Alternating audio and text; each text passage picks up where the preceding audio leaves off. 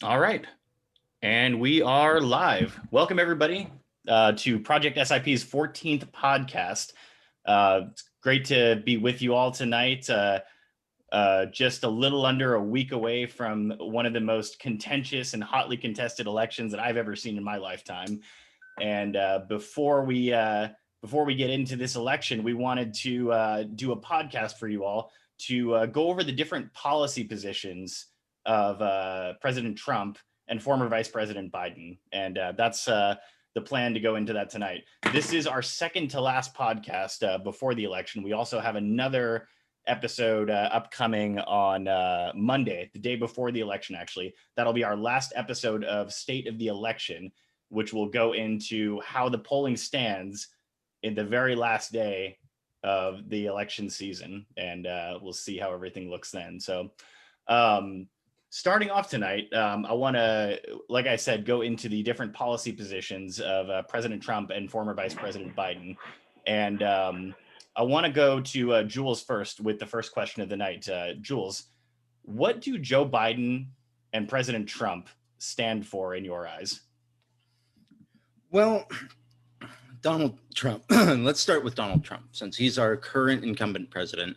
What does he stand for in my eyes? Well, he doesn't stand for much. He stands for the betterment of the millionaire class. He stands for the propagation of the Republican Party line. He stands for racism. He is not afraid to use racism and very ethically unsound ways of riling up his supporters. He does not seem to stand for any real other position than he wants to be president. He doesn't seem to really have much of a platform. He doesn't seem to really have many ideas.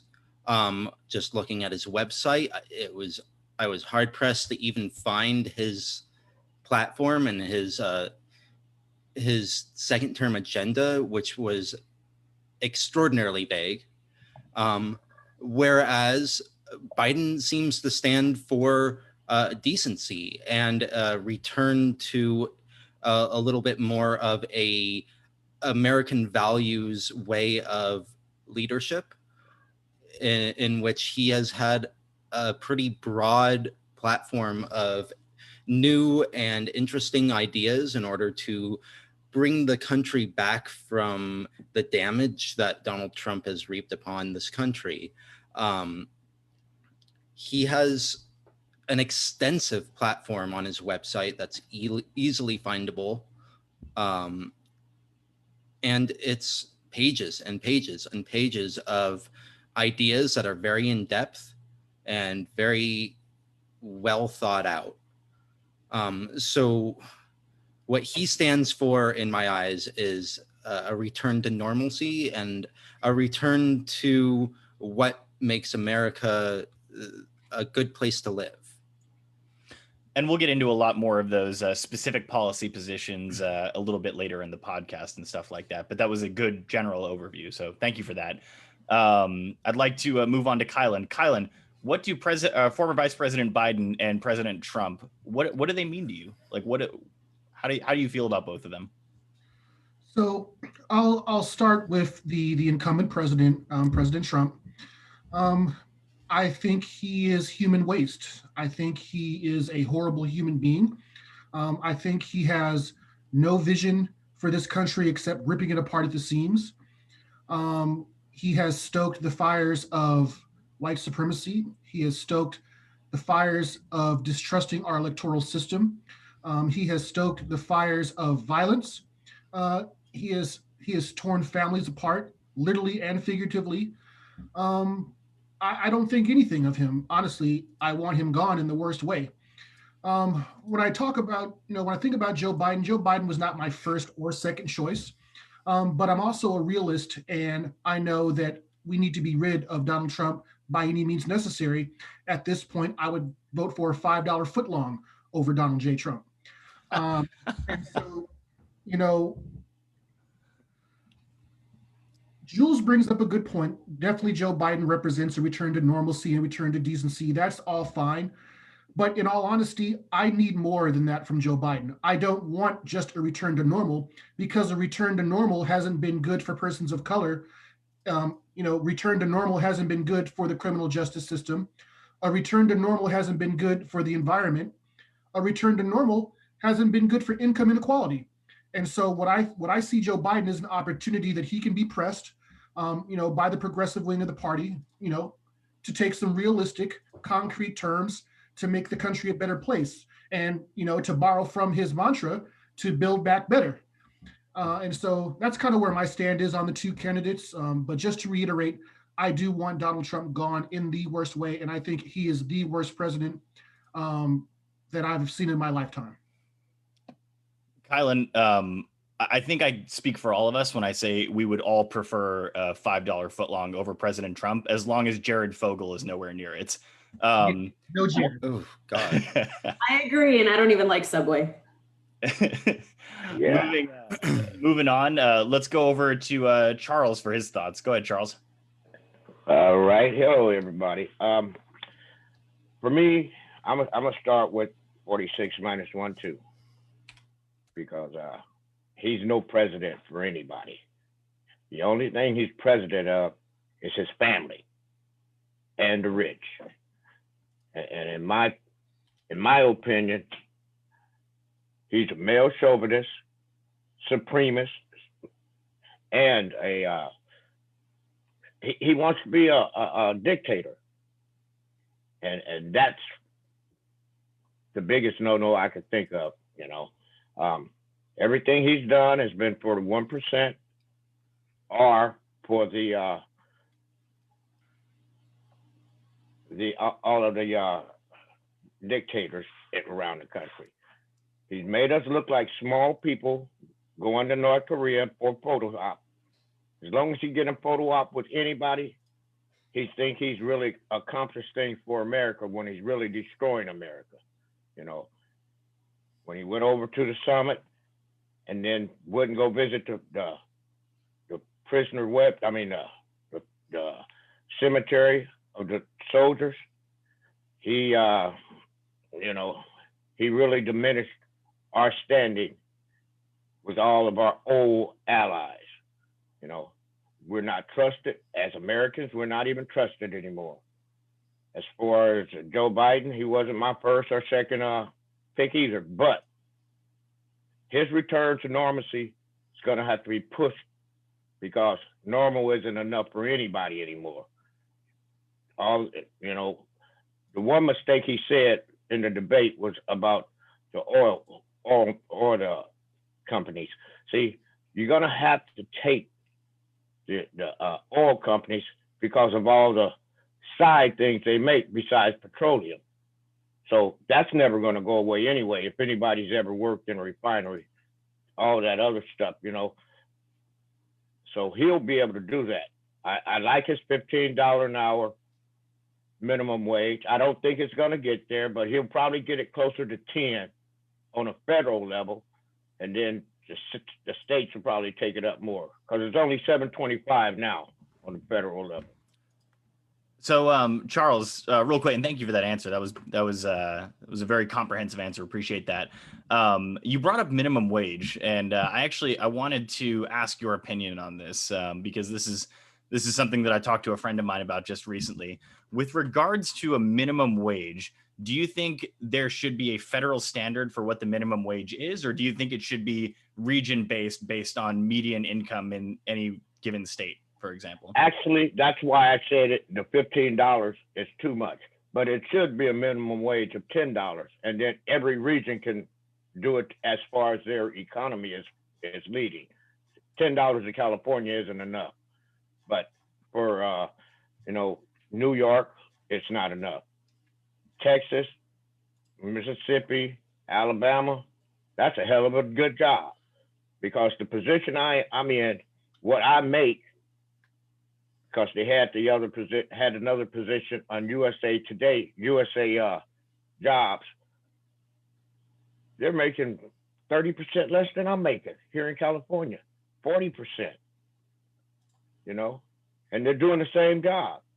But because of the economy there compared to here, you know, so $10 So what you're minimum. so if I'm thank you for that. And if I'm gathering what you're saying, basically what you're saying is it's not fair to pay someone less for doing the same job just because of the place they live. Is that what I'm getting from you? Or That's pretty much what I'm saying. But because it's a different region, that it comes out the same.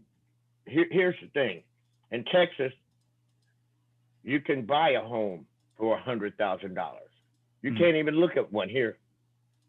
So that's the big difference. So if they're making 2/3 of what I'm making, and they buy $100,000 home compared to what I pay for mine, then they're, you know, they'll still have the same as what we have. Also, you know, my son lives down there in Houston. Their gas is $1.69.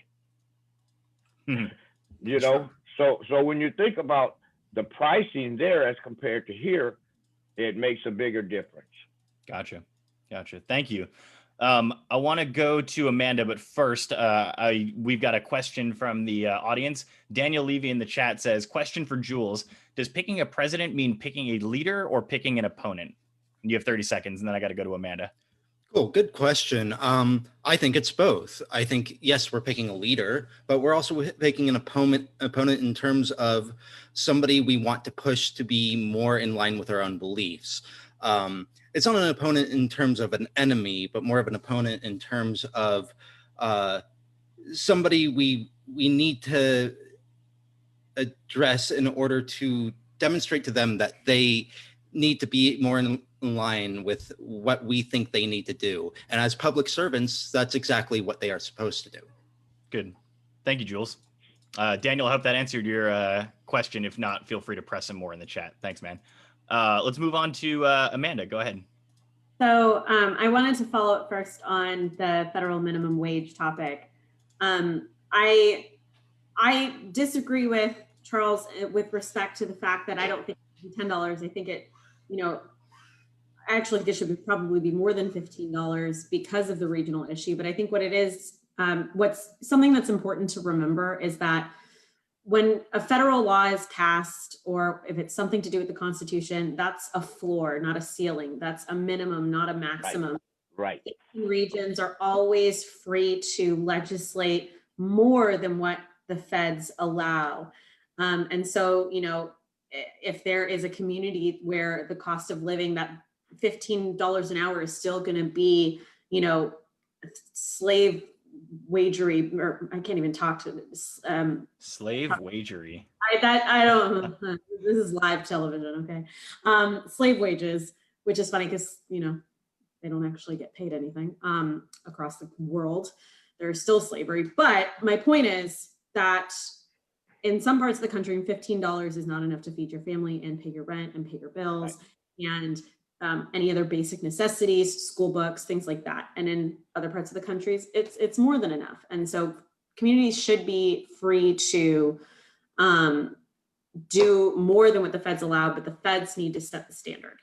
And the standard should be the $15 an hour at a minimum. I mean, it is a minimum wage, but when the minimum wage for the feds has stayed the same for at least a decade or more, that's a problem.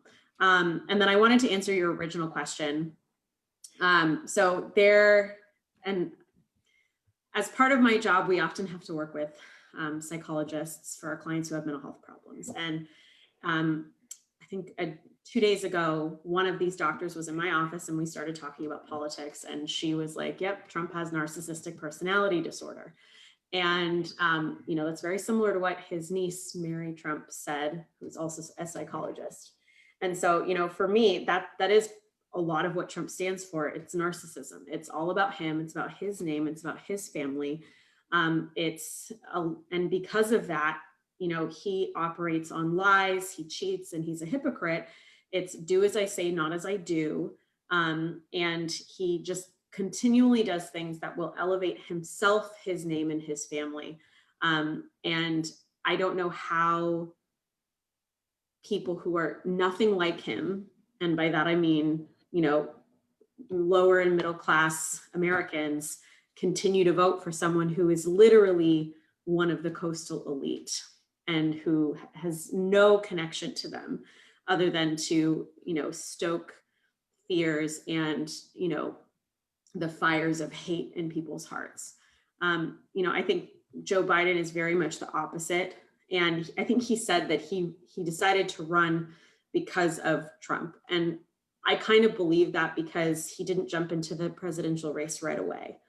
A lot of other people did. And so, a lot of what's been focused on is Joe Biden's character. And much like the other people here, Joe Biden was not my first, second, or even third choice for president. But I think that he has the most appeal in terms of just being generally a good human being.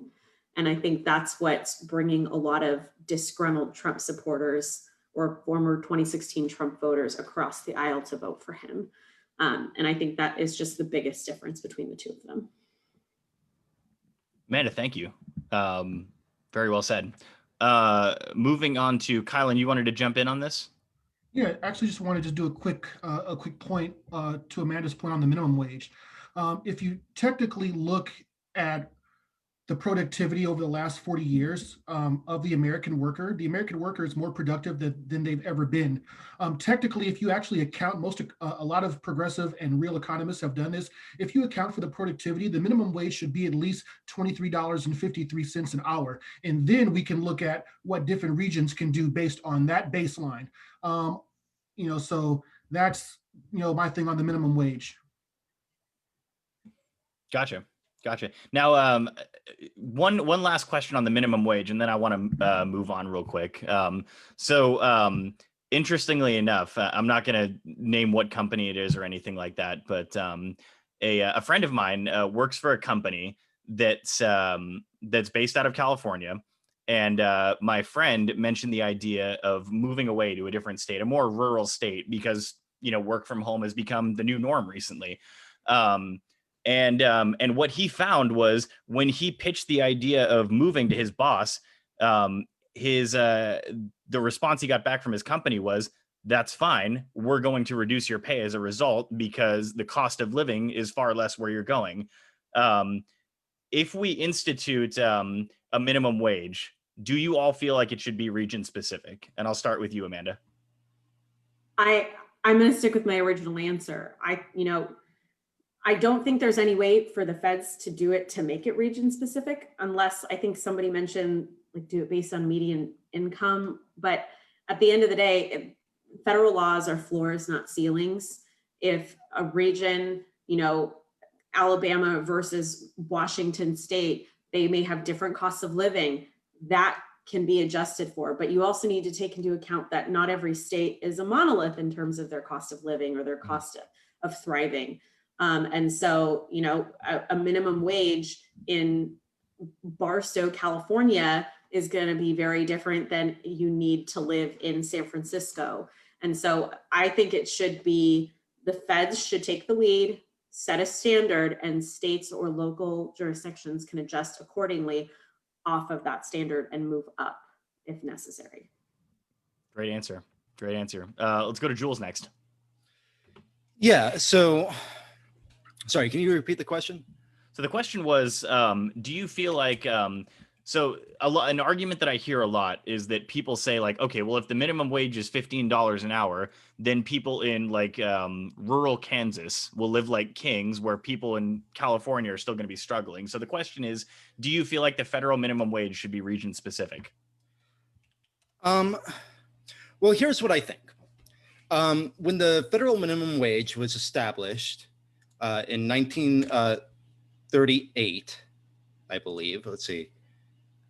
Yes, that's correct. 1938, the original minimum wage was set at 25 cents an hour. Adjusted for inflation, now that would be $4.61 an hour. Obviously, that's not right. So if we look towards the 1950s and 1960s, when it was somewhere in the vicinity of $4 or $5 an hour, we're seeing that would be somewhere in the vicinity of 35.17. I think actually that might be a little high. I think if it was $3 an hour in the 1950s, $26 an hour approximately. If states were able to cover that same level of cost, then why can't they now? I don't think there's any real reason why any state should be having any issue with raising the minimum wage to an appropriate level that adjusts for inflation. We haven't raised the minimum wage in, I can't remember, I think over a decade and a half at this point.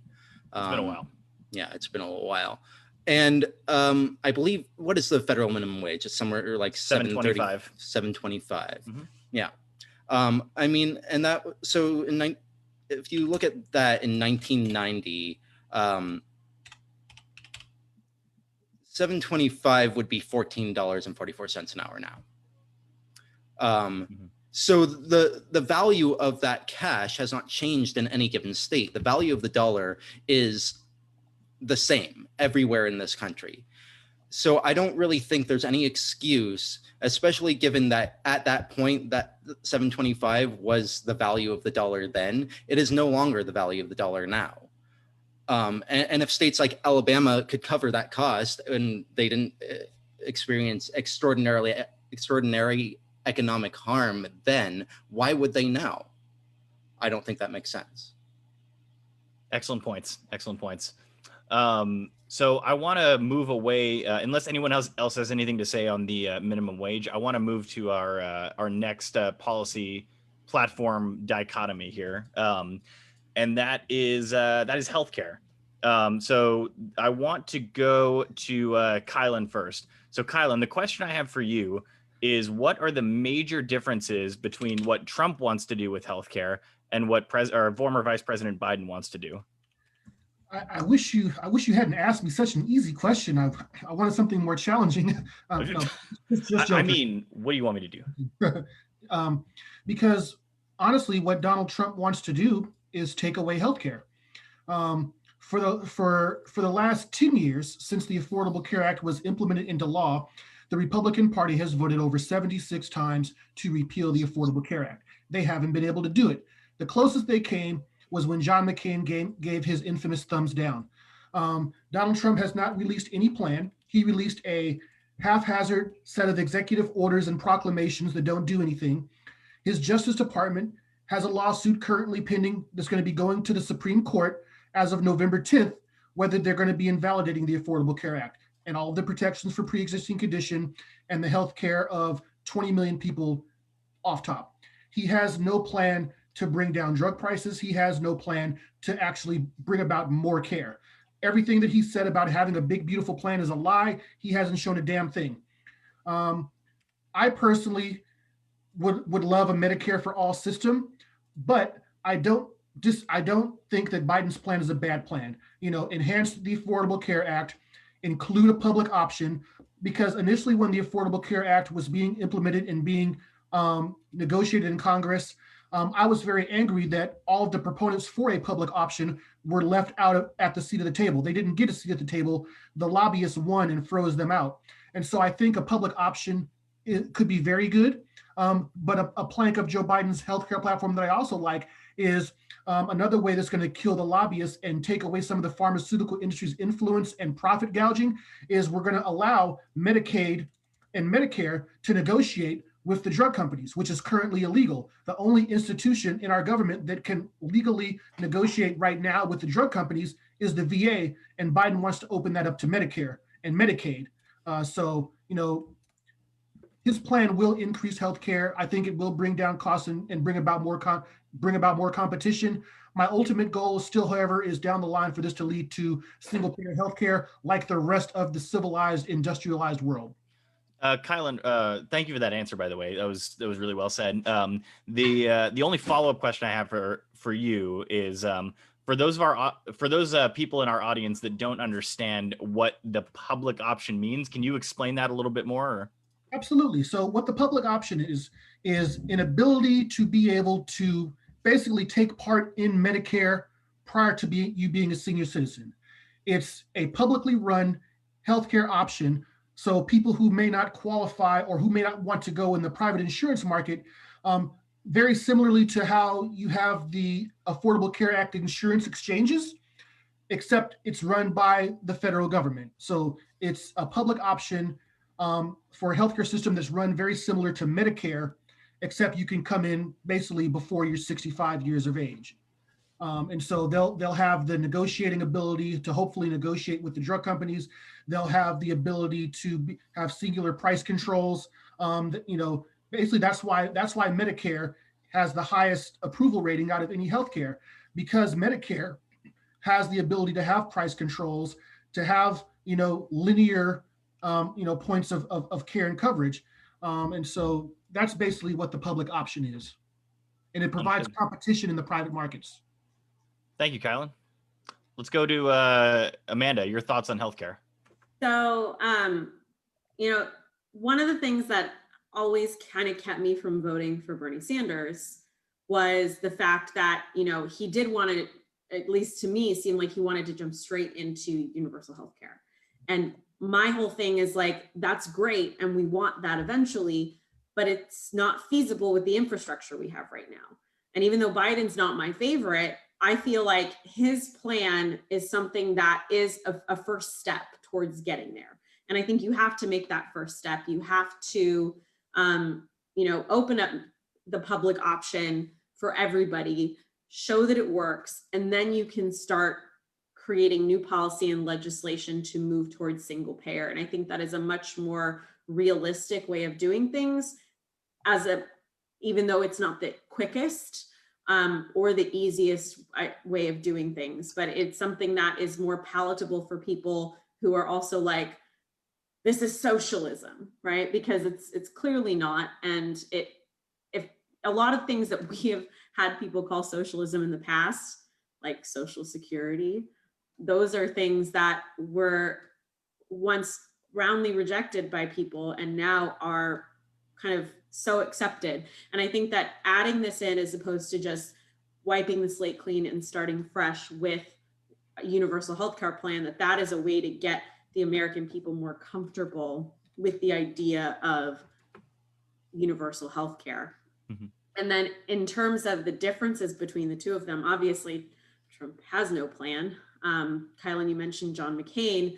I'm from Arizona. He was my senator, like basically my entire life. And I watched an interview with his wife, Cindy McCain, and she was saying how there were like backroom things going on that night in the Senate, where like they had Governor Doug Ducey on the phone from Arizona. They had people pressuring him, and his Amanda, real quick, I'm sorry to interrupt. Can you be more specific about that night? Are you talking about the night that McCain struck down the AHCA? Okay. Yeah, so she did an interview on like Seth Meyer or something this week. She was talking about that, how they were just constantly pressuring him to vote yes. And his whole thing was, there's no replacement. This is not okay. You need to have a replacement. And they've had 4 years, heck, more than 4 years. The Republicans could have worked on a replacement before Trump was elected, and they haven't done anything. And the only thing Trump can say about his healthcare plan is beautiful healthcare. We'll have beautiful healthcare. We'll have a healthcare plan. It'll be the best. We're for pre-existing conditions. Yeah, we'll protect the pre-existing conditions. But he can't ever give a logical or reasonable answer for why he is still fighting at the Supreme Court to repeal the Affordable Care Act.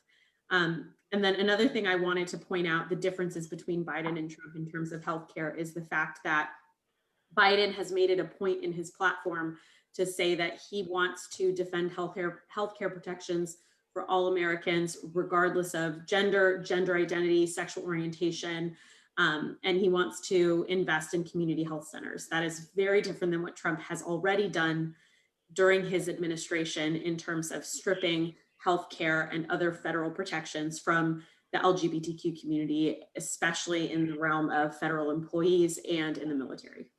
Yeah. Yes. Amanda, thank you. One quick point to the audience here. the moment that Amanda is referring to was the night that the Republican controlled Senate tried to pass what's called the AHCA, or the American what did it stand for? The AHCA, American Healthcare Act of 2017 or something. I don't know exactly what it stands for, but basically it's what they called the skinny repeal back then. It was to basically invalidate Obamacare.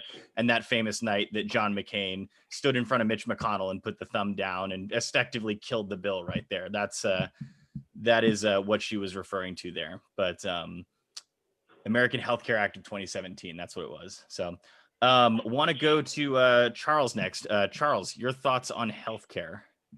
Yes. Well, I'm a federal employee, and I'm a veteran. So, with that being said, my prescriptions are $8 no matter what it is.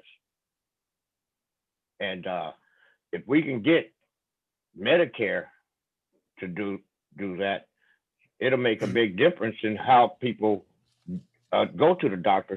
And without the public option right now, there's so many people that won't even go see a doctor because it costs so much.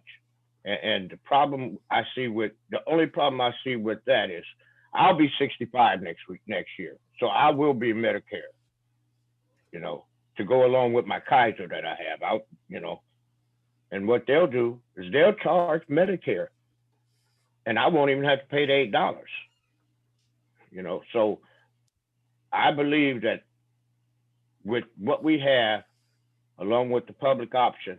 And what I want to also say, some people can't afford the regular health care. So the public option, it'll be priced, but it won't be anything close to what you or I might pay for our health care, And if you can't afford it, then you won't have to pay anything. And even with the drugs, with them being able to negotiate, instead of $50 for real prescription, you may pay $15, because right now all they're doing is giving you something that's similar to what you need, and that's it. That's all I want to add. Thank you, Charles. I want to go to Jules next, and then I want to ask an open question to the panel with regards to healthcare. Go ahead, Jules. So in terms of healthcare, obviously, I believe that healthcare is a human right, that every person on this planet should have the ability to receive. So without detriment to their entire financial situation, you should not have to feel like you're getting sick and wonder if you can afford to go to the doctor. You should not get a serious disease like pneumonia, like anything worse, cancer, and be like, well, can't afford it, so I guess I'll just die then. And that's what's happening in America right now. People are creating GoFundMe pages to pay for their cancer treatment because their insurance won't cover it, or they don't have insurance because they can't afford insurance. People in Canada, they get a card. They get a card because they're citizens of the country, or the Commonwealth of Canada, and they go to the doctor whenever. They feel sick, they go to the doctor. I read a story about somebody who was in the film industry in Iceland, and she felt a lump in her breast, and she said, she told one of her superiors, I feel something, I think I need to go to the doctor. And they said, just go to the cancer center. She's like, what the cancer center? Don't I need a referral? No, just go. They did a mammogram. They found something that they found out it was benign. They found that all out in one day. In the United States, that would be a weeks-long process, because you have to do these referrals. You have to go to your general practitioner. You have to get a referral to an oncologist. You have to get a referral. You have to pay up the ass for all these tests and things. And that takes weeks and weeks and weeks. This woman found out that she had a benign tumor in her breast in half a day. And that really speaks to the problem in our country of what healthcare, the issue with healthcare in this country. And so what is the difference between the Joe Biden platform versus the Donald Trump platform? Well, Donald Trump doesn't have one. Here's what the only platform I could find for Donald Trump. Under the heading healthcare, it says, cut prescription drug prices, put patients and doctors back in charge of our healthcare system, lower healthcare insurance premiums, end surprise billing, cover all pre-existing conditions, protect Social Security and Medicare, protect our veterans and provide world-class healthcare and services. And that's it. There is no specificity whatsoever to that plan. There is no plan at all. There are ideas, but without any idea of how to implement those ideas. We go over to Joe's vision. I have paragraphs. I mean, I could go into this. Public health insurance options like Medicare, expanding Medicare, increasing the value of tax credits to lower premiums and extend coverage to more working Americans, expanding coverage to low-income Americans, expanding the Affordable Care Act, estimated 4.9 million adults. There's specificity. This is a plan. And real quick, mods, can we get that posted in the comment section for our viewers if they want to check that out?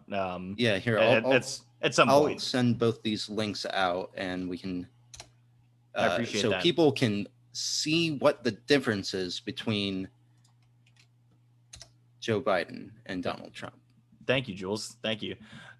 So now I want to dig a little bit deeper into this because obviously it sounds like everyone here is pretty much in full agreement that Donald Trump doesn't really have a healthcare plan. And, none of us have seen it at least. So Joe Biden specifically has said multiple times on the campaign trail that he wants to expand on the ACA and improve it. So my question to you guys, and whoever wants to jump in first can address this. My question to you guys is, what was wrong with the ACA when it was first implemented? And what do you think Joe Biden can do to improve that when he's elected?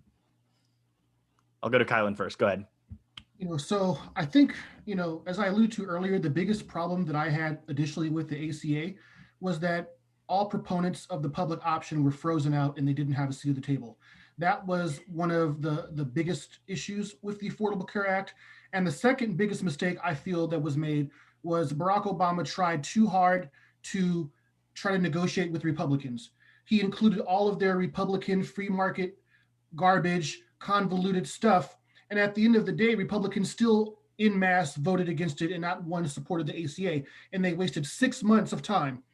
I think what Joe Biden going forward is doing now, two things I highlighted were, implementing a public option, as well as having Medicaid and Medicare be able to negotiate with the drug companies, similarly to what the VA already has the ability to do. Those two things alone would substantially drive down not only premiums, but drive down overall healthcare costs, as well as make healthcare more efficient.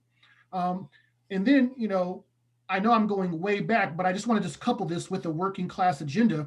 When you also couple that with the raise in the minimum wage, you now have the ability, where you have conservatives talking about, oh, healthcare is too expensive or too much government spending.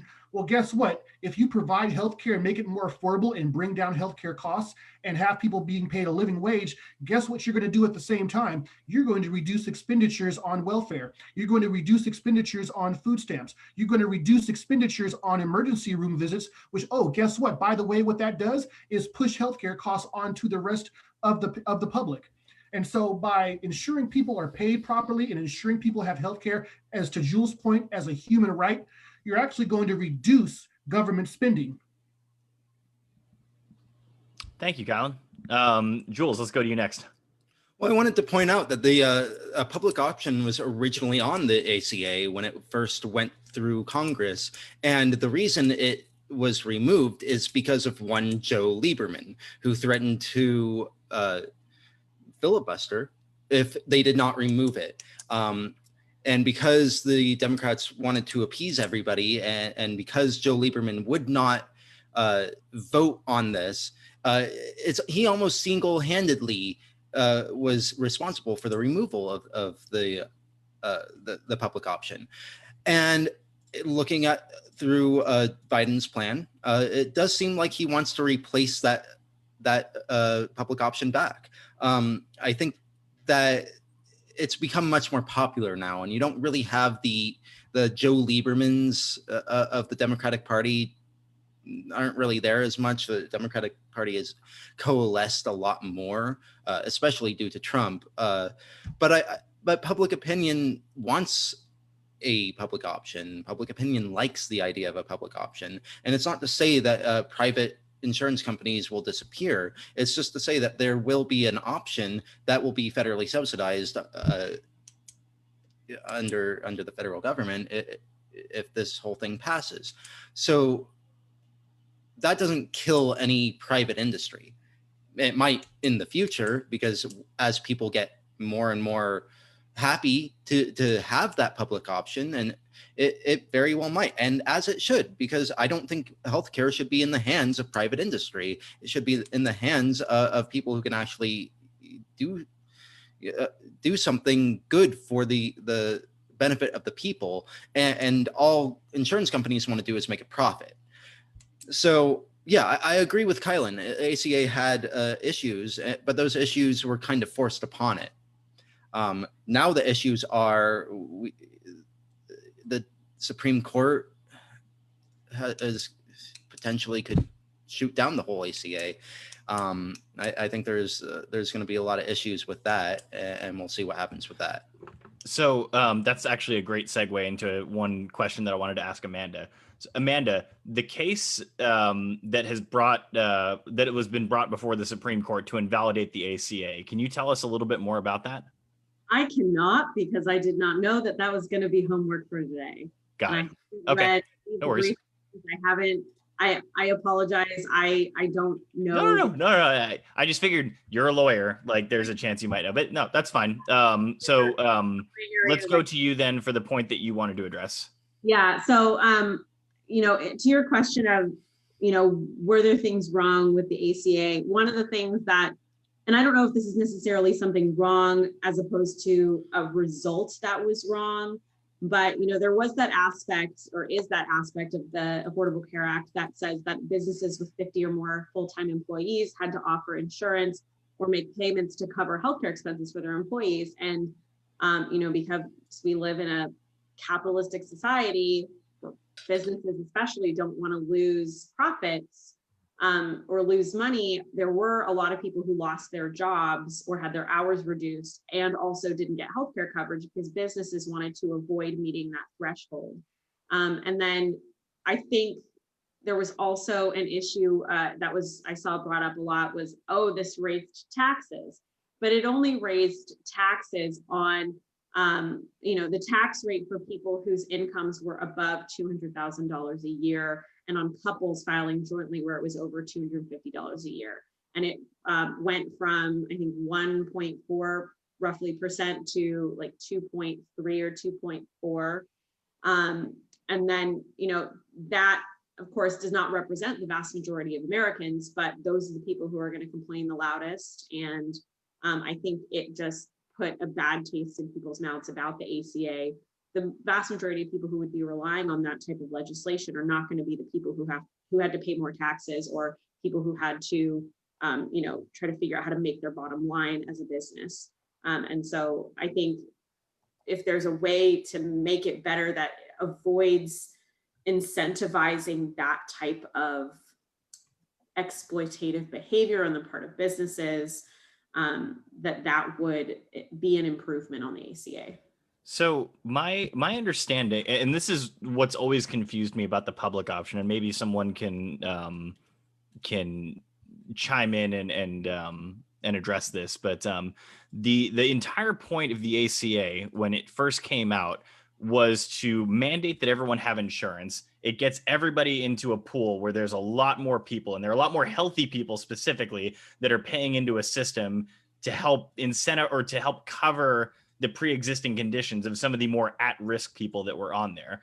And the idea was, it brought in more money for these private insurance companies, but at the same time also forced them to pay out more for some of these pre-existing conditions. So I guess my next point that I wanted to make, and maybe this will be a quick point, but wouldn't having a public option in addition to the ACA run contrary to what the ACA tried to accomplish at first when it first came out?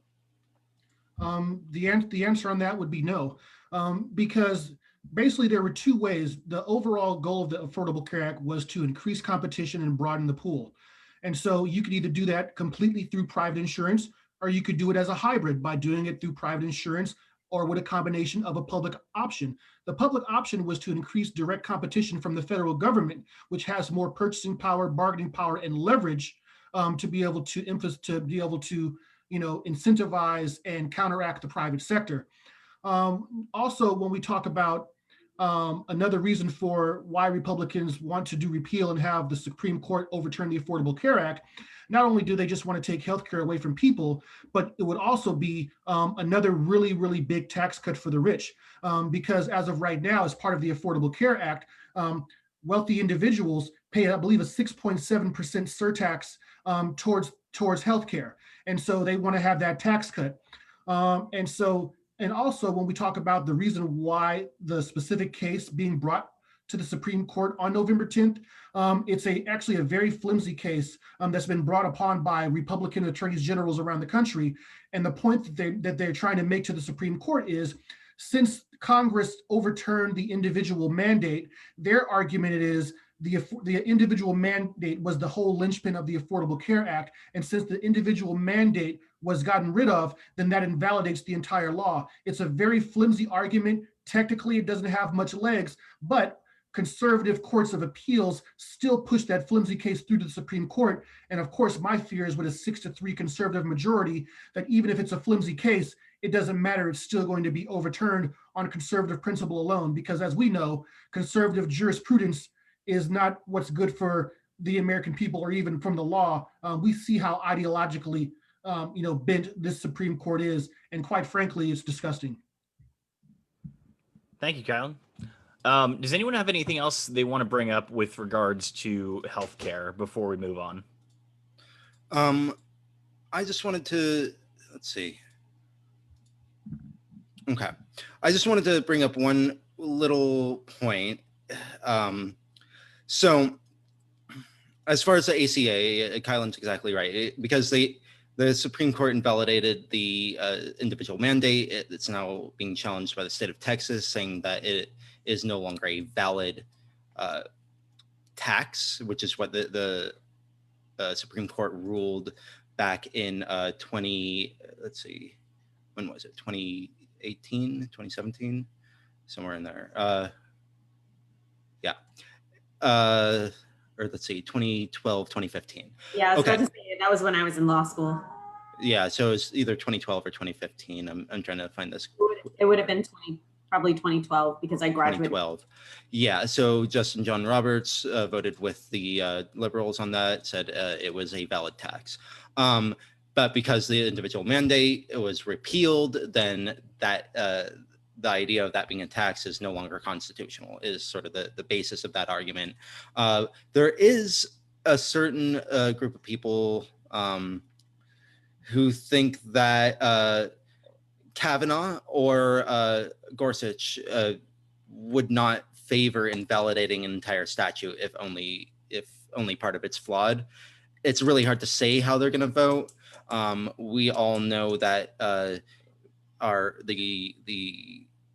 the new Justice Barrett, who has stolen her position, or who was allowed to have her position be stolen for her, she has spoken out against the ACA time and time again. She's an ultra conservative, like complete partisan hack. So she's definitely going to vote against it. I would assume that Clarence Thomas would vote against it. So Kavanaugh, Roberts, and Gorsuch are kind of the wild cards in this, and we don't really know how exactly they would vote. But in the past, they have voted, at least Kavanaugh and Gorsuch have voted to not completely dismantle something just because it has a single flaw within it. So it's hard to say what's going to happen with that. It's coming up to court, I believe, this coming November, right after the election, November 10th. November Yep. 10th, and then we'll hear a ruling on it. It's probably somewhere April, May, June, July. Sounds like Samuel Alito and Clarence Thomas are pretty much the virtual locks for the against the ACA. Yes, And then absolutely. Sotomayor, Kagan on the other side of that, and then the Right. wild cards in between. Yeah. So Yeah. Oh, Yeah. yeah. Garrett's definitely against. Hmm. I think Barrett. Yeah. Barrett, not Garrett. Barrett.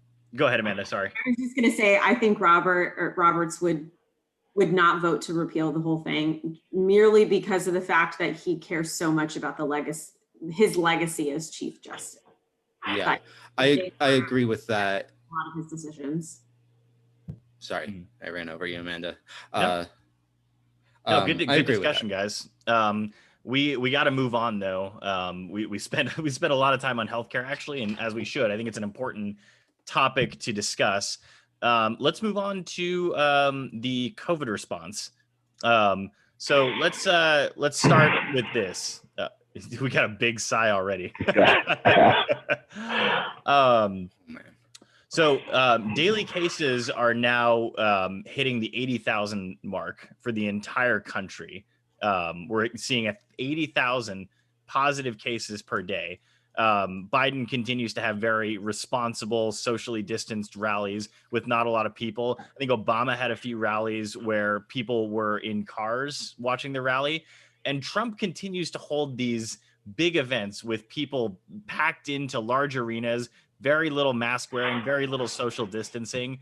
I want to go to Kylan first. Actually, no. You know what, Kylan? You've talked a lot. I'm going to go to Charles first on this one.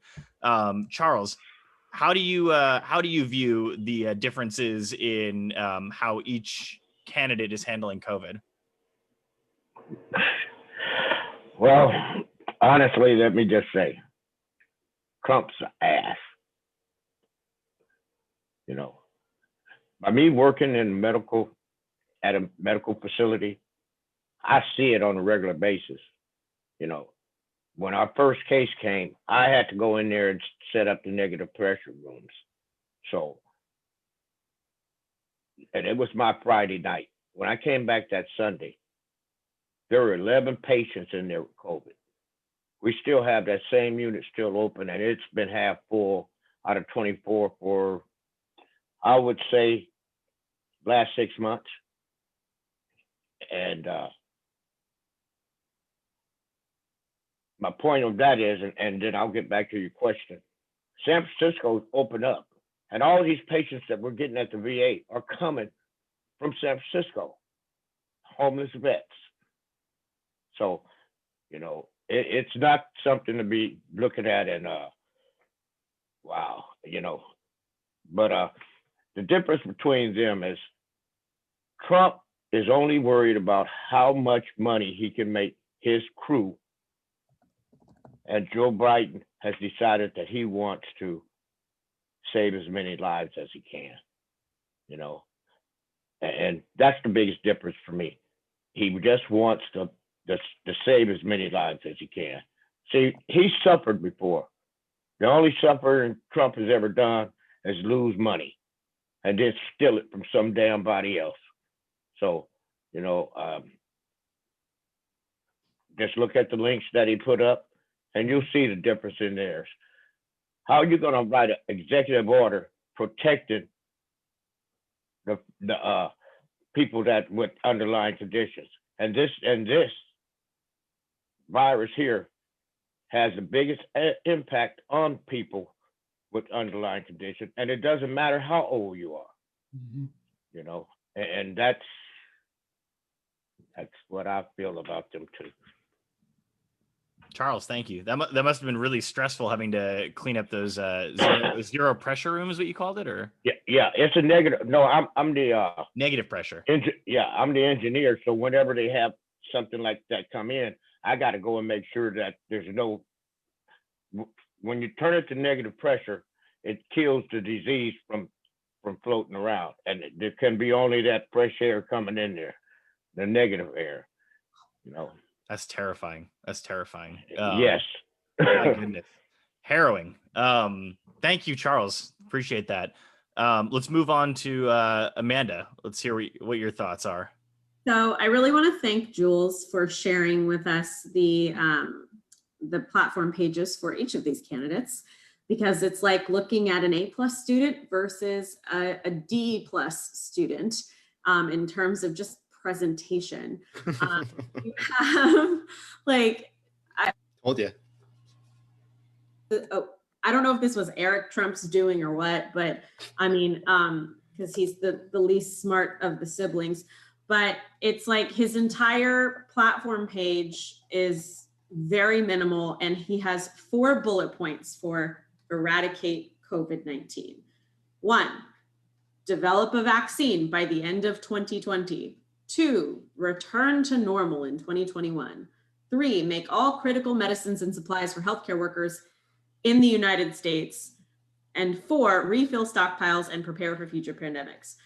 And on the other side of things, I'm not going to read them all, but Joe Biden has 7 major headings for beating COVID. Each of them has bullet points underneath. Everything is extremely detailed, like Jules said before, and it includes increased testing in terms of numbers, increased access to testing, increased access to free testing, personal protective equipment, in terms of a federal response and for distribution, as opposed to having the states fight with each other and fight with the feds, national guidance in general for reopening communities, a national mask mandate potentially, dealing with treatments and vaccines, protecting the high risk and older populations, and just, it's so much more detailed, and it is so much more comprehensive. And it is also so much more based in relying on expertise and science, as opposed to just, well, we'll wait till there's a vaccine and we'll also reopen before there is one. And just, it's Trump's platform on this doesn't address the realities of what we have experienced over the past 7.5 months. And it doesn't address the realities of what we have yet to face. And I think it's just, he doesn't take this seriously. Like Charles said, it's all about him. It's all about his election chances and his name and his reputation. Whereas Biden is actually focusing on how do we realistically deal with this, as opposed to just letting it happen. Thank you, Amanda. Mhm. Let's move on. Go ahead, Kylan. First of all, just great points, Amanda. Like literally, you were just like super spot on. So, And so guys, I real quick, wanted- I'm sorry, I just have to use the bathroom real quick. I'll be right back, but Kylan, continue. Perfect. And so, I'd like to just say how disgusting it is to watch these super spreader rallies that Trump is throwing across the country in every state where he's campaigning. Thousands upon thousands of people packed together, no social distancing, no masks. And I honestly believe that if Donald Trump loses the election, that he should be charged with involuntary manslaughter. I think he should be held. I know it's probably not going to be able to happen, but he should be held responsible for so many of these deaths. Also, we could actually trace back the increase in COVID to July 4th, which is the first large campaign event that Trump had since everything was locked down. And if you actually go back and trace every rally that has been done in every city and state, you will actually find a baseline of pre-Trump's visit, COVID, post-Trump's visit, COVID. Every state, every city where he's had a rally, COVID has increased. It is despicable. It is disgusting. He's shown zero regard for human life, for the safety of these communities. Local newspapers, mayors, local county health experts have implored him to not throw these rallies. And what does he do? He basically says, fuck you, I'm going to do it anyway because I need my adulation. It's disgusting and just shows the depths of the shit human being that he is. Look at what happened in Omaha just the other night, where he got on a nice warm Air Force One and flew off and left hundreds of his supporters in sub-freezing temperatures, where some of them had to go to the hospital for hypothermia. That's how much Donald Trump cares about people. Him throwing these rallies is the most irresponsible, despicable thing that I've ever seen as it pertains to being a commander in chief and having a responsibility for the health and well-being of the United States and its citizens. It is sick, it's twisted, and it's borderline sociopathic. Kylan, bringing the fire as always. Let's move on to Jules. Go ahead. Yeah, okay. I mean, like Kylan said, like Amanda said, Amanda stole my points with the website, but that's okay. Look, I mean, Donald Trump's chief of staff, Mark Meadows, said this last Sunday that the U.S. is just not going to control the coronavirus pandemic. They're just not going to do it. They're not going to try. They're not going to do anything. What they're trying to talk about herd immunity. And you know what? There's no such thing scientifically as herd immunity without a vaccine. So they're trying to propagate this vaccine that doesn't exist yet. So what is their plan for COVID? There isn't one. They have not come up with a definitive plan. He hasn't even mandated masks. Even Vladimir Putin mandated masks like this last week.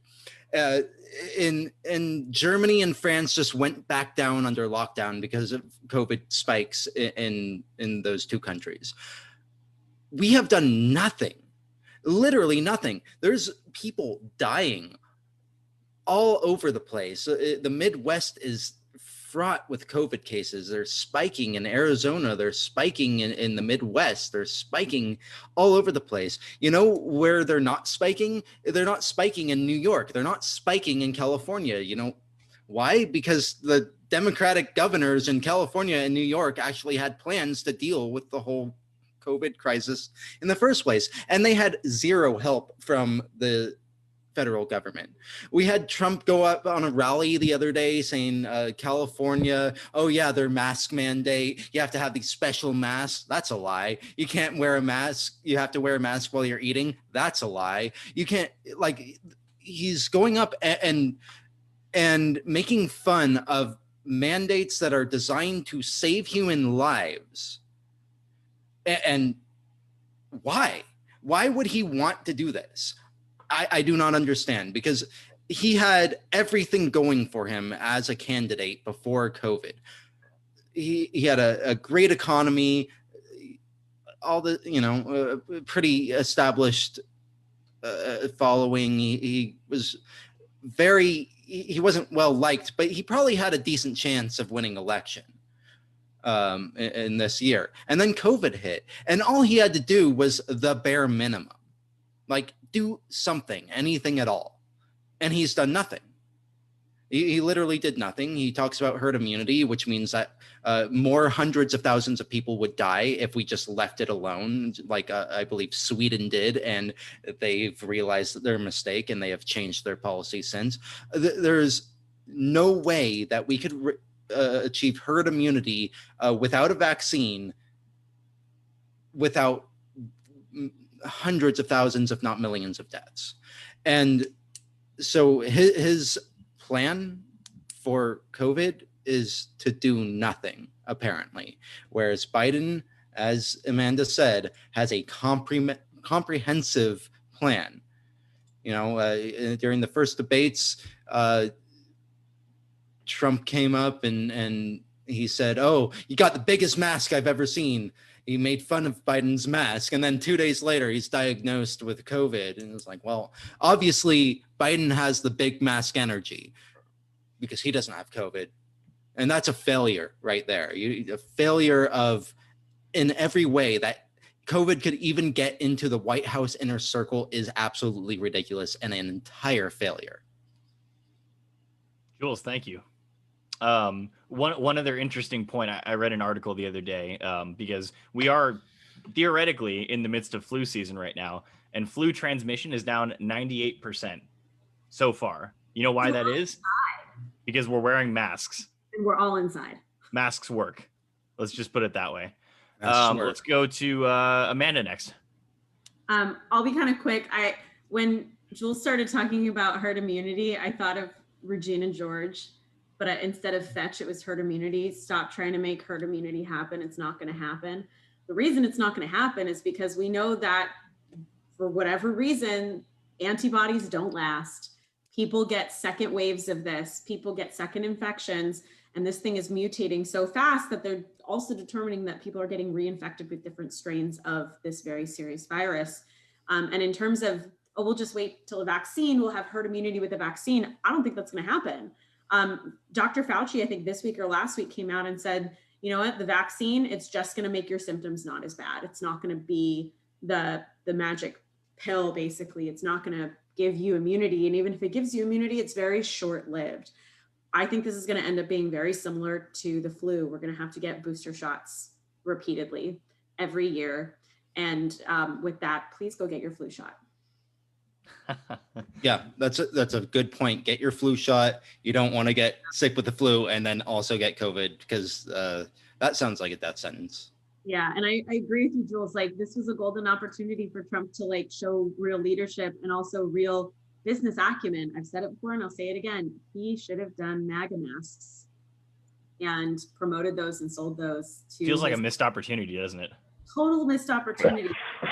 I mean, hell, even Biden capitalized on the fly swatters after the Mike Pence fly situation. I mean, Literally hours afterwards. And it was quick, wasn't it? with what Mark Meadows said versus what Trump keeps saying. Mark Meadows is basically like, we're all screwed, and Trump's like, we're rounding the corner. It's gonna go away like a miracle. Like, you can't have it both ways. Wild, Stop huh? doing this. Be realistic and show some goddamn leadership. Thank you, Amanda. I appreciate that. Next, we're gonna go to Charles. Yeah, I just want to make the point. One of the biggest mistakes he made at the beginning of the pandemic was he didn't force the manufacturers to make the PPE here. He made them do the ventilators, but that's it. You know, California, Gavin Newsom had to go all the way over to China.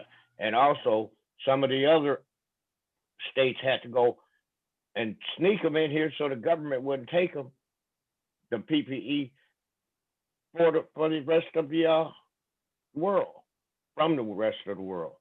You know, they have the government, the armies there when the plane land, and they have a disguise or something else so that they can get them to their people, you know. And actually, that's part of Biden's plan. It's to have it made here in America so you don't have to wait until it's shipped from somewhere else to get here, you know. And that would have kept other people in jobs. And, you know, if he wanted to grow the economy so fast, that was the step that he should have made.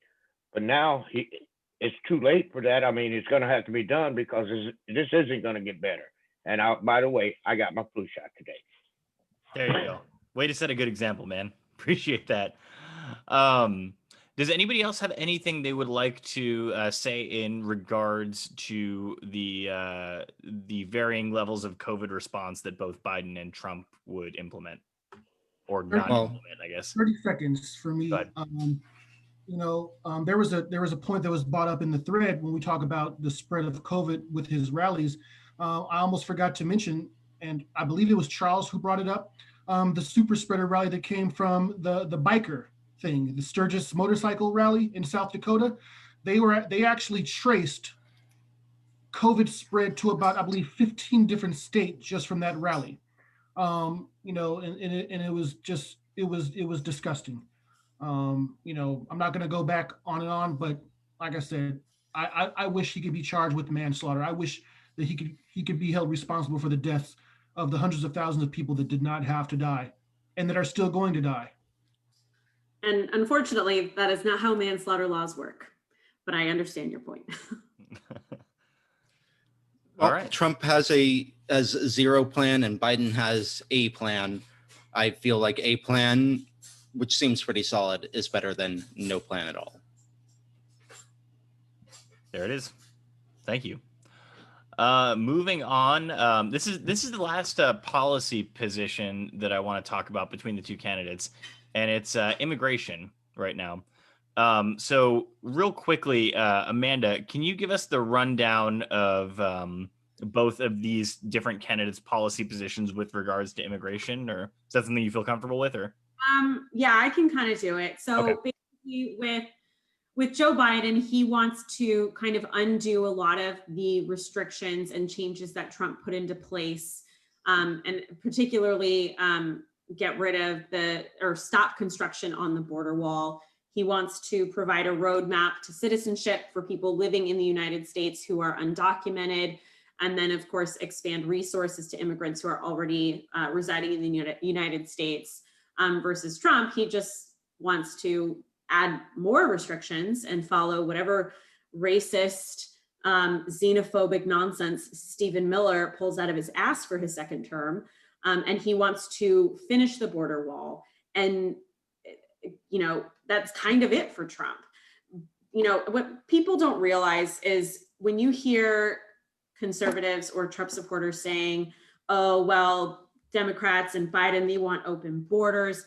That is completely untrue, especially if you look at the Obama administration.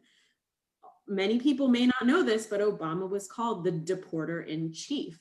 He deported more people than I think almost all of the presidents who came before him combined, or at least like the modern recent presidents who came before him combined. He deported more people than George W. Bush. But the difference between the way he deported people and the way Trump is deporting people is there were clear-cut policies. And especially as a criminal defense attorney, I could very clearly communicate to my clients, hey, you have a green card with a DUI, here's what's going to happen or what could happen. You're undocumented with a DUI. Well, the Obama administration has made it a priority to deport undocumented people with DUIs. So maybe we should try for a different type of charge. With Trump, he doesn't actually, differentiate between the bad hombres and the abuelita with a speeding ticket from 1997. And so with Biden, he wants to try and roll back the more restrictive things that Trump has done, lay out the clear policies, and especially when it comes to dreamers and people who are contributing to the economy, paying more taxes than President Trump has, and who are benefits to, they benefit our society. They're the doctors fighting COVID. They're the scholars. They're the scientists. They're pillars of their community. And of course, you don't have to be a pillar of your community as an immigrant to be worthy in this country, but that's something where he wants to give people a path to citizenship so that they can fully live out the American dream and not be punished because of an arbitrary border. Thank you, Amanda. Quick follow-up question. What do you say to those Trump supporters who say that the family separation policy started with Obama? I would say that is a half-truth. So the family separation policies between Biden and Trump, or I'm sorry, Obama and Trump were very different.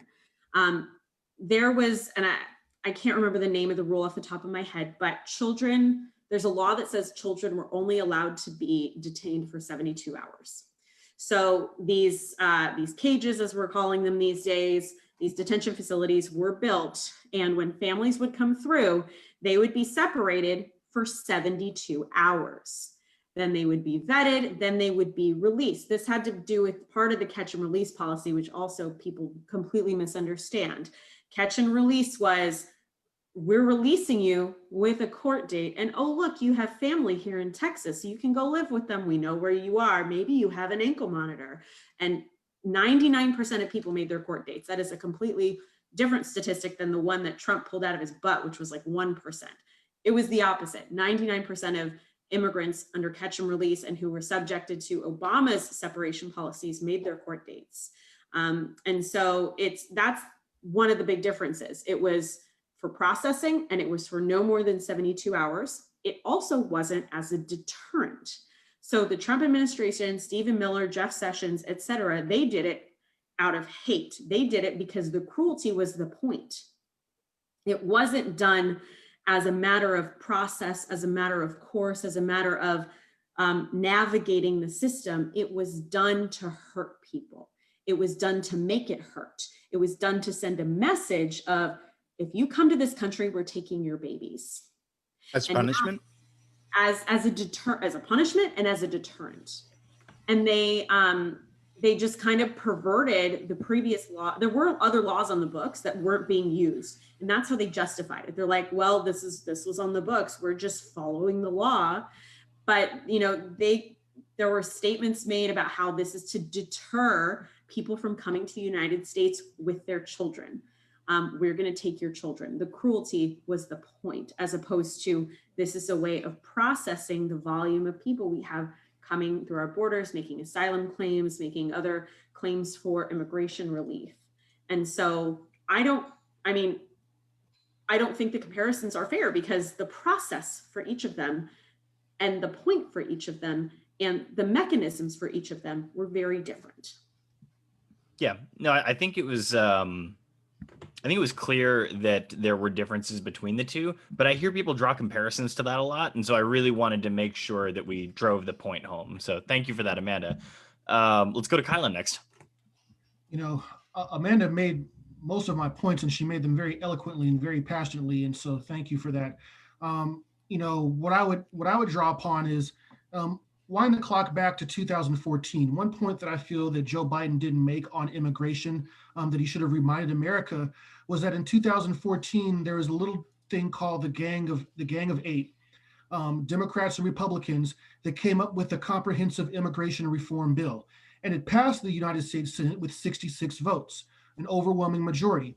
At that time, John Boehner did not bring the bill up at all, because it was going to pass. It had the votes in the House to pass, and John Boehner did not want to have a Tea Party revolt and lose his job, which he ultimately did anyway. So I just want to start there. Joe Biden was part of that negotiation with that comprehensive immigration reform bill that had border security, that had more money for more immigration judges, that had all of those things that conservatives whine and cry about, that Trump still hasn't provided, by the way. And it also had money for quote unquote physical barriers. So just to set the record straight there. And then what you have to look at is the unintended consequences of this cruelty. So one thing Joe Biden plans to do is create a presidential commission to try to find a way to find out what happened with these 547 children that cannot find their parents, that all of a sudden do not know who their parents are. And I just want to picture this from a human level. If there's a Trump supporter or a conservative that's actually watching this broadcast still tonight, I want you to actually just imagine if you had kids, or if you knew someone that had kids and they went to try to find a way not to die or get raped. And imagine that a friend of yours, or your aunt or uncle or mother, had your baby brother or sister that was breastfeeding, and someone from the government took that baby off of that breast as it was breastfeeding and took that child away. Those are things that are going on right now that have happened with this family separation policy. When we talk about these detention centers and what's going on there are so many claims of rape. There are so many claims of abuse that are going on in these immigration systems. I don't know how this didn't get more play, or that how this was swept under the rug so quickly, but there's literally a whistleblower out of one of these detention centers where there was a doctor where there's claims that there was eugenics being practiced, okay? Where migrant women were getting their uteruses removed without their consent and for no medical reason. That is called eugenics. That's what they did in Nazi Germany, okay? That's what they did to African Americans in the 40s and 50s and 60s. When the CIA gave African Americans syphilis, okay? So number one, eugenics is a part of American history. It's a sick part of American history, and we're still doing it. And so when we talk about what's being done at the border as part of an immigration policy, this is the type of real life thing that's going on. It is cruel, it is ugly, it is despicable, and it is twisted. And so we can't even just talk about cruelty. The cruelty is the point, and Amanda was absolutely right. But we need to also talk about the nature of the cruelty. People in America need to know what cruel acts are being done, that there are children and teenagers being raped, okay? That people are having their uteruses removed, that people are being beaten. How many children How many children over the last 2 years have we watched another migrant child dies of the flu or dies of COVID or dies of disease? They didn't have water.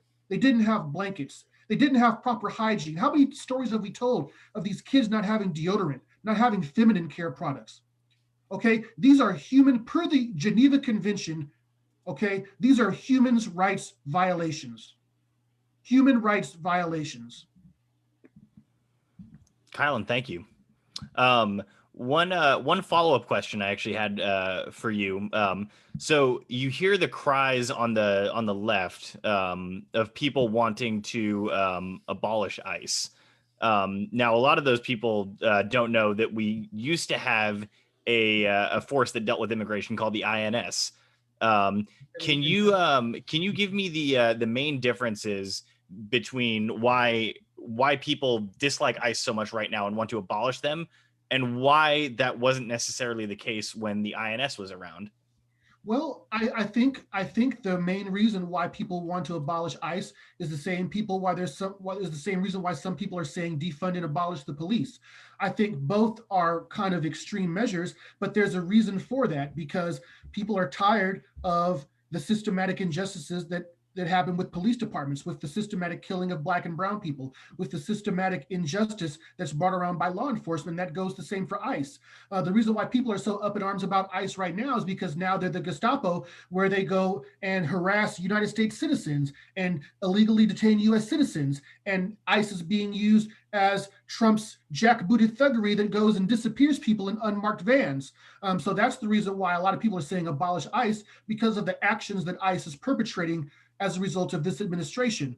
You know, when you have an administration now whose main source of business is cruelty and the harassment of not only citizens who are undocumented, but also United States citizens, that's going to be a cause for alarm. And I think we all should be alarmed. And, you know, I think that, you know, ICE doesn't necessarily need to be abolished, but they just like the police, I think there needs to be a systematic review and retooling and rethinking of their policies and what they're here for. You know, ICE does not need to be, you know, acting like the SS, rounding people up into unmarked vans, or terrorizing communities, or waiting outside of churches and snatching people up, or snatching parents away from their kids right after they drop them off in school. Like that, those type of things are cruel and they make no sense, and they have no use in the United States of America. And again, ICE is literally just another arm of law enforcement. Law enforcement needs to be looked at in a holistic basis. It needs to be torn down to its roots. It needs to be burned into ash and actually rebuilt in a way that protects and serves the citizens of the United States, not terrorizes the citizens of the United States. Thank you, Kylan. Quick point, Amanda.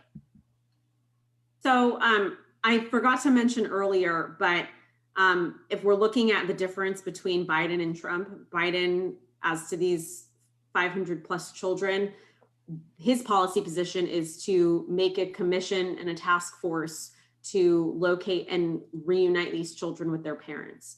Trump has no plan to reunite these children with their parents. And we have a generation of stolen children living in our country who are going to be denied the rights that other people have who are living here because they're not documented. Even if they become adopted, they may not actually earn any of those rights. And they shouldn't be adopted out. They should be returned to their parents. Amanda, thank you. Does anyone else have any quick points they want to make on immigration? Well, one thing that I saw the other day is that there are several children, I forget the number exactly, of children whose parents they can no longer find. So they are basically without any legal guardianship whatsoever. And these kids are here, their parents are gone. And it's because of this policy of separating children from their parents that this has even happened in the first place. And it's absolutely confounding to me that this has even become a thing, that we even have children in cages, that Trump would get up and say, oh, who built the cages? Well, those cages were built for a very temporary purpose. They were not built for children to sit in for months and months and months. That's a concentration camp. Jules, thank you. All right, I want to go to the last policy position differences between Trump and Biden for the night, and that's taxes. So one of the things that I've been hearing a lot during the debate, and that I'm sure I've been hearing from a lot of other people too, is that Biden wants to raise your taxes. Biden wants to come in and make sure that everybody pays a lot more taxes and repeal the Trump tax cuts, et cetera, et cetera. So I want to go to Jules real quick. Jules, what is the truth of Joe Biden's tax plan? Well, the truth of Biden's tax plan is that he's not raising the taxes for every single person in America. He is raising the tax plan for, hold on, let me find it. Hold on. For a very small amount of people. So the tax plan under Biden would, and I will tell you once my page loads. Okay. So people with incomes above $400,000, including raising individual income, capital gains, and payroll taxes, people who have incomes above $400,000 would receive a tax raise. Anybody below that would not. So there is no Biden's going to raise your taxes because the majority of people don't make $400,000 a year, just in general. It's a very small, percentage-wise, it's a small amount of people. And anybody who is making that much can afford to pay a decently larger amount of taxes to contribute to the betterment of society. And to be clear, Jules, you're speaking about strictly income tax when you talk about that $400,000 figure, correct? Right. We're talking about income tax. We're talking about raising. So it says Democratic presidential nominee Joe Biden would enact a number of policies that would raise taxes on individuals with income above $400,000. That would include raising individual income tax, capital gains taxes, and payroll taxes. Biden would also raise taxes on corporations by raising the corporate income tax rate, and imposing a corporate minimum book tax. So I'm not super familiar on what all of that means on an in-depth level, but my understanding is that the average citizen who makes a middle-class wage, which would be anywhere between $4,500 and $100,000 a year, approximately, maybe a little more, they're not going to see any problems. Now, one of the and thank you for that, Jules. One of the main things that I hear, like one of the ways that the very wealthiest in this country hang on to all of their money, is they tie up a lot of their money in capital gains, and that's how, for example, someone like Warren Buffett could be paying a lower tax rate than his secretary, for example, because I believe the top capital gains rate is 20% right now. Kylan, would Joe Biden do anything to the capital gains tax?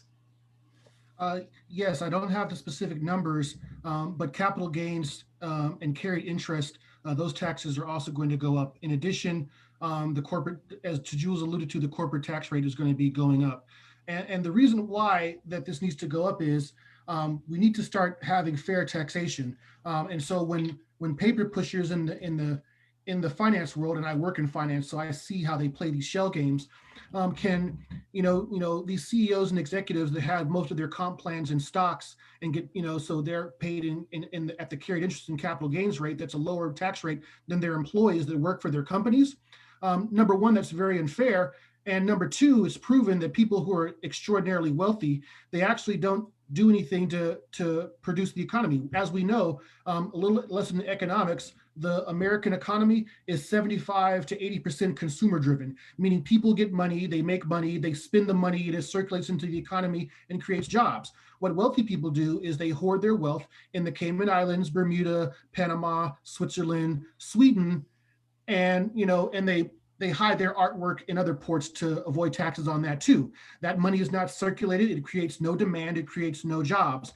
And part of Joe Biden's plan with these tax increases on a certain segment of society is not just to raise taxes just because, but what Joe Biden wants to do is make sure that every American who has an income of $125,000 or less can have their children have universal preschool, and or can have their children go to community college for free, or to be able to go to a 4-year university tuition free.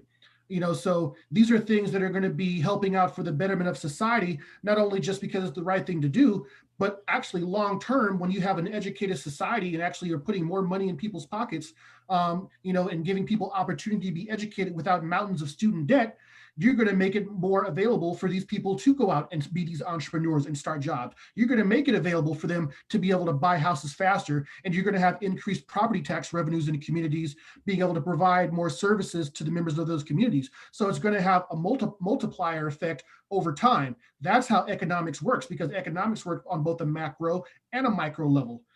So that was the point I wanted to make on that as it pertains to economics and taxation. Kylan, great points. Thank you for that. Let's go to Amanda next. So I'm not the most well-versed in taxes.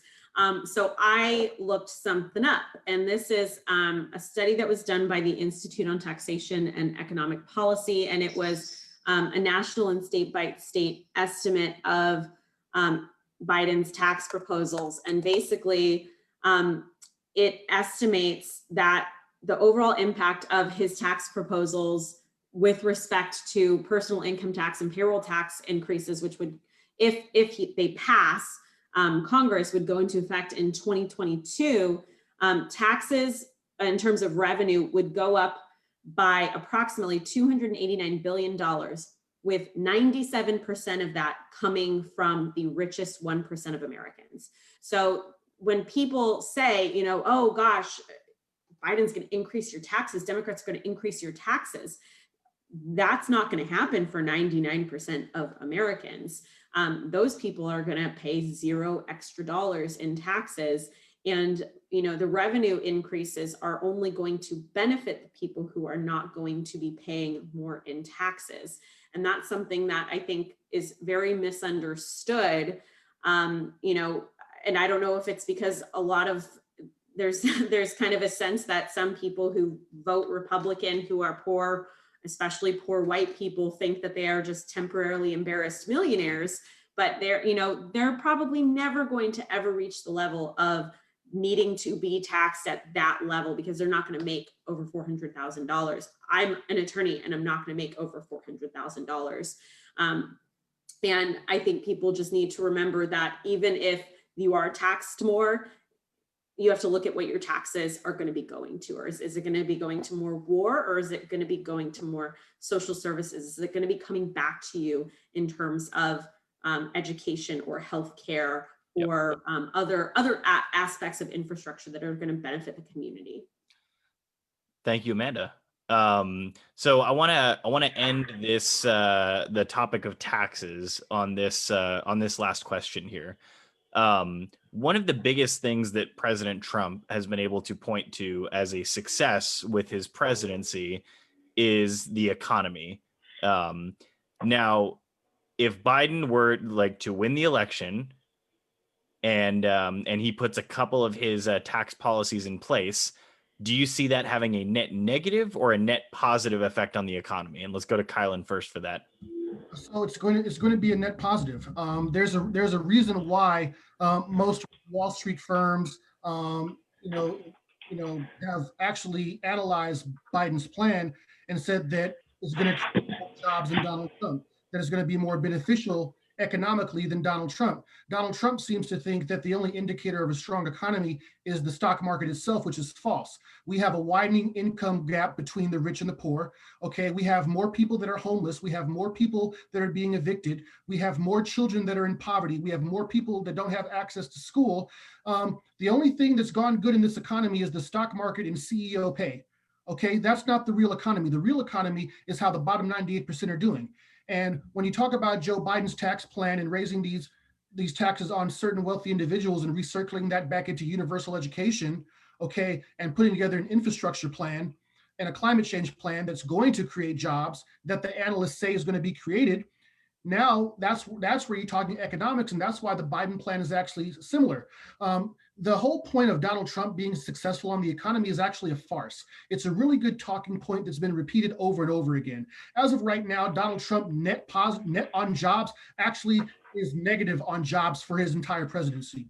The jobs that have created by Donald Trump in the last 3 years are actually less than what the jobs created under Barack Obama and Joe Biden, their last 3 years of the administration. This whole ruse that Donald Trump is better on the economy is farce and nothing more than a Republican talking point that's been repeated over and over again to make it sound like it's true. Wow. Thank you. And does anyone else have anything to add to that? Let's end it on that. Let's end that topic right there on that note. Thank you again, Kylan, for that.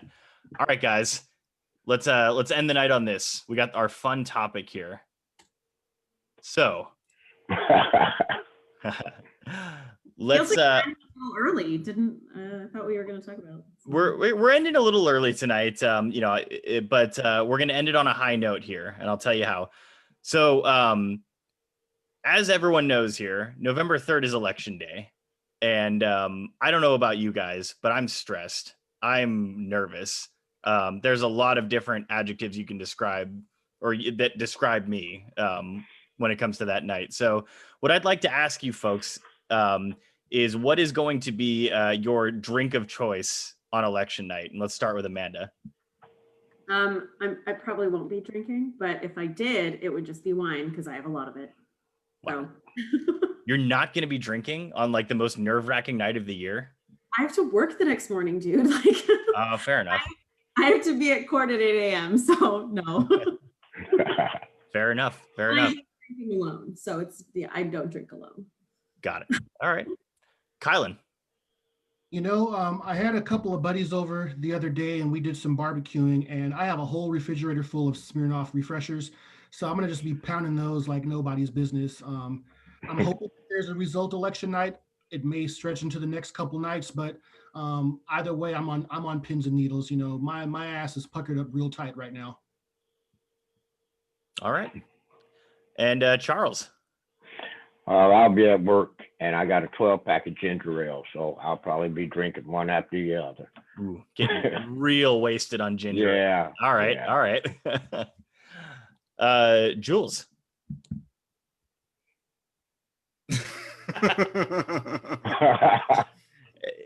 That and whatever else I need to buy from the liquor store across the street from my apartment building.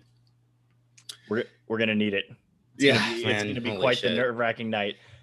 Myself, White Claw. Very white boy of you. Very Like- white. My girl wasted, Alex. Is that what we're doing? So what's happening? So, guys, listen. Wanted to thank you guys for watching tonight.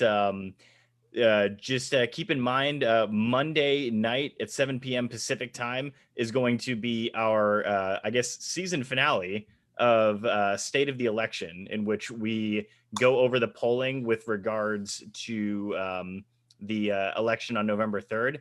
The other thing that I wanted to bring up, actually, you know what, Amanda, I'm going to go to you for this one. Go ahead.